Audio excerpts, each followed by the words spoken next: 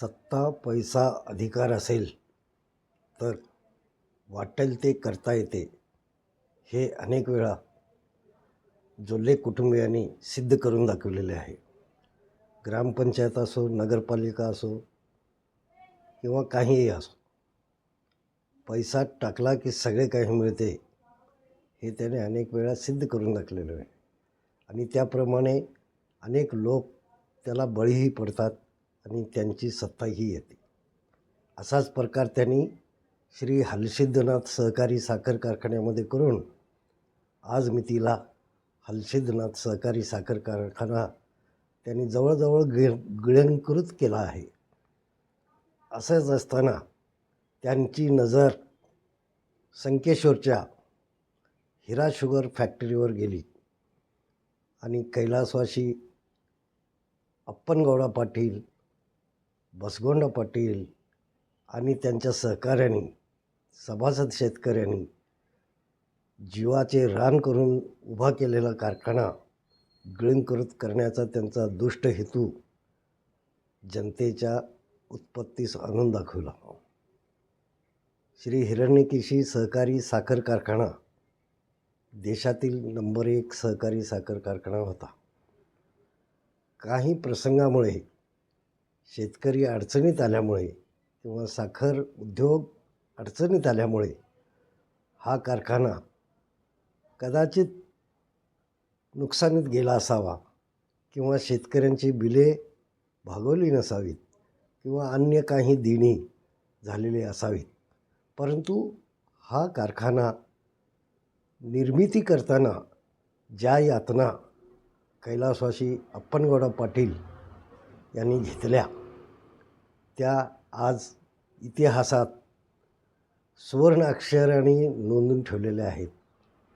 कैलासवासी अप्पनगौडा पाटील यांनी प्रत्येक खेडोपाडी जाऊन शेतकऱ्यांना कारखान्याचे महत्त्व समजावून सांगून त्यांच्याकडून शेअर गोळा करून त्यांची ऐपत नसताना देखील त्यांनी आपल्या संपत्तीवर सर्वस्व पणाला लावून त्यांनी हा कारखाना अत्यंत कष्टाने ब्रिटिश काळात उभा केला आणि तो कारखाना आज मितीपर्यंत अविहातपणे चालू ठेवला आहे.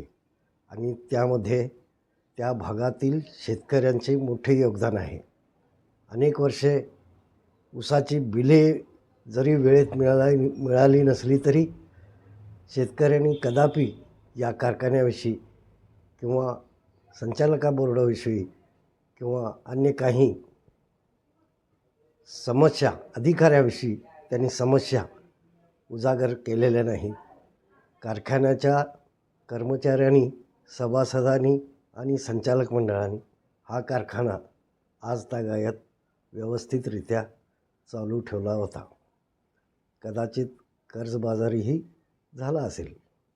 अशाच पद्धतीने श्री हलसिद्धनाथ सहकारी कारखाना देखील कैलासवासी भाऊराव पाटील यांनी अत्यंत जोखमीतून, अत्यंत कष्टातून, अगदी जीवाची पर्वा देखील न करता त्यांनी हा कारखाना निर्माण केला. सुरुवातीला निप्पाणी परिसरातून, निप्पाणी बाजारपेठेतून आणि धनिकाकडून या कारखान्याला प्रचंड विरोधही होता. तथापि कैलासवासी बाबूराव पाटील बुद्याळकर यांनी व्रत उचलून कुठल्याही परिस्थितीत हा कारखाना निप्पाणीत उभा करणारच अशी जिद्द धरून बी शंकरानंदसमोर आणि हट्ट करून त्यांनी हा कारखाना इथे आणला. स्वर्गीय पंतप्रधान राजीव गांधी यांच्या हस्ते त्याची पायाभरणी करायला लावली आणि न होणारा कारखाना आपल्या भागात श्री हलसिद्धनाथ सहकारी साखर कारखाना त्यांनी अत्यंत चिकाटीने उभा केला. या प्रसंगी त्यांचे सहकारी असलेले अनेक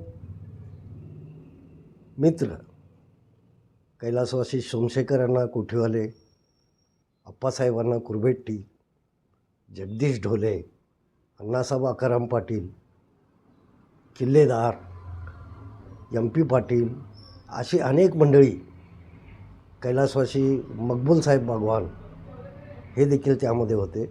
अशी अनेक मंडळी या कारखान्यासाठी जीवाचे रान करून हा कारखाना उभा केला. त्यांनी आपली घरेदारे आणि शेतीवाडीसुद्धा बँकेत गहाण टाकून प्रारंभीचे भांडवल गोळा करून सरकार दरबारी दाखल केले आणि या कारखान्याच्या पायाभरणीला गती दिली. अनेक या संचालक मंडळापैकी अनेक लोकांचे कर्ज अद्यापपर्यंत परतफेड झालेलं नाही, पण तरी देखील हा कारखाना आपल्या भागात चालतो आहे, हा निर्माण झाला आहे, याचा एक अभिमान या सर्व संचालक मंडळांना होता. काही राजकीय उलाढालीमुळे म्हणा किंवा गैरव्यवस्थापनामुळे म्हणा किंवा कशामुळे तरी म्हणा हा कारखाना तोट्यात गेला असेल किंवा या कारखान्यावर कर्ज झाले असेल, पण हा कारखाना विकण्याचे पाप यातील विरोधकांनी असो किंवा सत्ताधाऱ्यांनी असो कधीही केले नव्हते. पण जोल्ले मालकांनी येऊन या कारखान्याला पैशांची तुरमुरी दाखवून कर्ज मी फेडणार असे दाखवून त्यांनी कारखाना ताब्यात घेतला. आज परिस्थिती अशी निर्माण झाली आहे की या कारखान्यावर जोल्ले उद्योग समूहाचा बोर्ड लागण्याची वेळ आली आहे. हा कारखाना खरोखर आपण एवढ्या मोठ्या कर्जासाठी निर्माण केला होता का, असा एक प्रश्न या भागातील शेतकऱ्यांना लागून राहिला आहे. तसाच प्रयोग श्री हिरा शुगर फॅक्टरीवर जोल्ले कुटुंबाने केला, पण तिथल्या सजग शेतकऱ्यांनी तो हाणून पाडला आणि त्यांचा पैसा त्यांनी परत देण्याचे आश्वासन देऊन हा कारखाना त्यांच्या नरड्यातून काढून घेतला. किंबहुना या कारखान्याची अवस्था देखील आमच्या श्री हलसिद्धनाथ सहकारी साखर कारखान्यासारखी झाली असती.